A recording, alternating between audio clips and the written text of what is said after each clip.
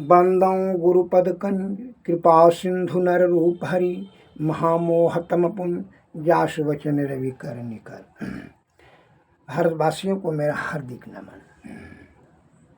संत वाणी में एक शब्द आया है, हीरा वहां न खोलिए जहां कुंजड़े की हाट, कसको बांधो पोटरी पकड़ो अपना बाट। अर्थात हीरा वहां मत, मन ज्ञान का जो है प्रसारण, ज्ञान का उल्लेख, ज्ञान का बखान मूर्खों के समक्ष या नास्तिकों के समक्ष जो बात बनाने वाला है उसके समक्ष करना व्यर्थ में अपना समय नष्ट करना है।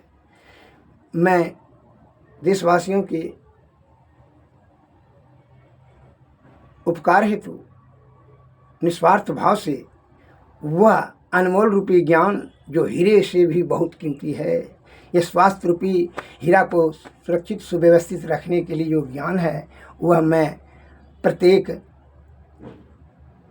हर क्षण ज्ञान का प्रसारण करते रहता हूँ, जो कि हमारा देश स्वस्थवान, निरोगवान, आरोग्यवान, बलवान और बहुभोजी रहे, ये हमारी हार्दिक कामना है। तो हीरा का कीमत कौन देगा? कोई जौहरी देगा। उसी प्रकार ज्ञान का महत्व कौन देगा? कोई ज्ञानी देगा। जिसको ज्ञान कुछ है तो वह अमल जरूर कर लेंगे, और जिसको ज्ञान नहीं है तो वो तो बात बना कर करके नाना प्रकार के जो है ढींग हाँक कर करके अपने समय को नष्ट कर देंगे। मैं इस पर एक लघु कथा कहना चाहता हूँ, ध्यान से सुने, क्योंकि इसलिए ज्ञान का बात ध्यान से सुनना चाहिए। एक हीरे का व्यापारी था, बड़ा व्यापारी था। उस संयोग की बात हुई कि नाव से यात्रा कर रहा था, नाव डूब कर करके उसका मृत्यु हो गया। बस उसकी पत्नी और उसका एक पुत्र जो कि छोटा था 10-12 वर्ष का, वही बचा। तो वो विधवा स्त्री अपने पुत्र को बड़ी मेहनत मजदूरी करके पालन पोषण करने लगी। 20 वर्ष के बाद जब वह बेटा जवान हो गया तो बेटा माँ से कहता है कि माँ, कुछ पिताजी ने पूंजी पट्टा नहीं रखा है जो कि हम अपना व्यापार बढ़ावें और करें। तो उनकी माँ ने पुराने बक्सा से एक लाल कपड़ा में लपेटा हुआ पत्थर जो कि बेशकीमती हीरा था वो दी और बोली अपने बेटा से, बेटा, यह पिताजी ने बोल रहे थे कि बहुत ही कीमती है, इसको सूझबूझ के साथ बेचना, ये बहुत कीमती है। राजा महाराजा इसका कीमत दे सकता है, साधारण आदमी के बस में नहीं है, इसलिए पहले इसको बेचना नहीं। तो देखो इसका भाव पूछो जा करके, बेचना अभी नहीं, देखो कितना कितना भाव लगाता है।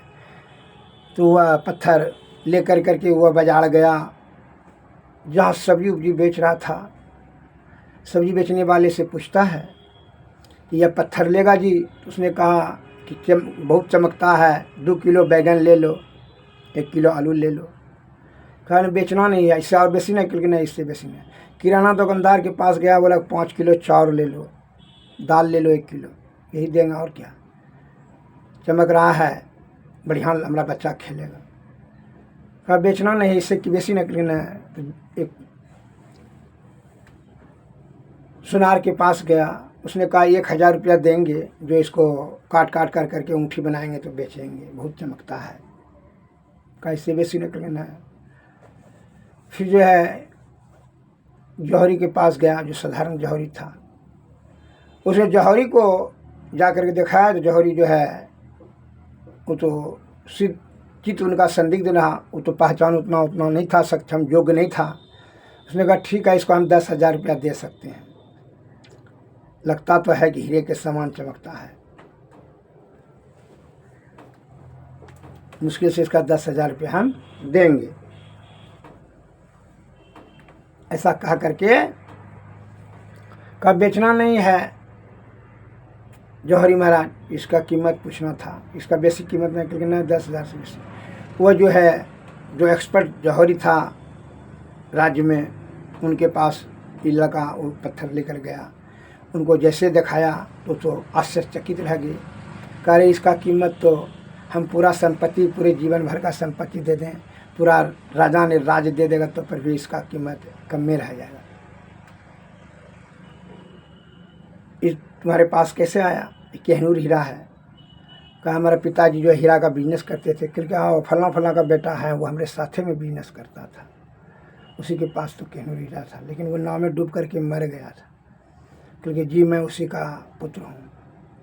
लेकिन ठीक है, तो तुम्हारा ये जो हीरा रखो और ये राज समेत तुमको हम पुनः अपना संपत्ति तुमको दे दिए, इसी में बिजनेस करो और व्यापार करो और सुखी संपन्न रहो।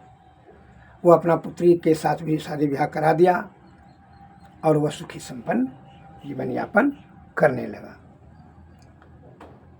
तो कहने का मेरा तात्पर्य है कि आयुर्वेद जो यह भस्म प्रकरण का महाऔषध का मैं बखान कर रहा हूँ, जो बना करके नहीं खाने का समय नहीं देगा और जो है वह बात बना देगा कि जो है ना तो बड़ी बड़ी कंपनी, बड़ी बड़ी पूंजीपति का विदेशी दवाई का खा करके जो है निरोग होने की जो कुचेष्टा कर रहा है, उसके कारण से उसको नाना प्रकार का व्याधि से वो ग्रसित हो जाता है। इम्यूनिटी पावर कम, नेत्रपा पावर कम, नाना प्रकार का जो है पाठ पूर्जा भीतर में डैमेज हो जाता है, जो कि शुगर, बीपी, कोरोना, कैंसर आक्रमित हो जाता है, अल्प आयुवान रोगाग्रस्त, शारीरिक स्थिति दुर्बल हो जाता है।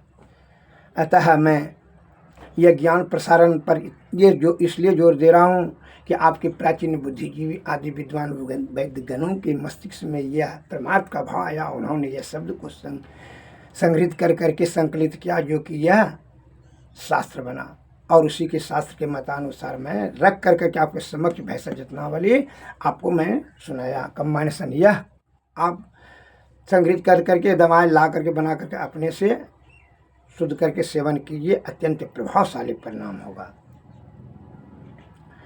तो कौन दवाई है? कल्याण सुंदर रस। सुन लीजिए इसका कंबाइनेशन, यह अत्यंत हृदय रोग के लिए अत्यंत महाऔषध है। फुफ्फुस की सभी बीमारी, कौन कौन बीमारी की तो अपने बताएं।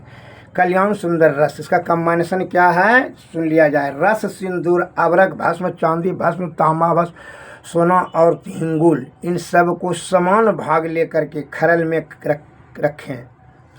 फिर उसमें चीते का क्वाथ डालकर घोटें, चीते का क्वाथ, और पश्चात हथियासूर के क्वाथ की 7-7 बार भावना देकर को उत्तम प्रकार से घोटें। तो उसके बाद तदंतर उसके बाद एक रत्ती की गोली बनाकर रखे। प्रतिदिन मंदोउष्ण सुषुम पानी में जल के साथ एक गोली भक्षण करे तो क्या होगा?